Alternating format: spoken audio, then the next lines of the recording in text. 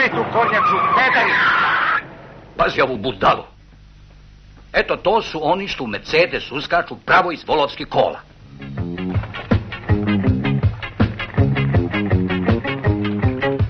Ljubi, a glavu ne gubi.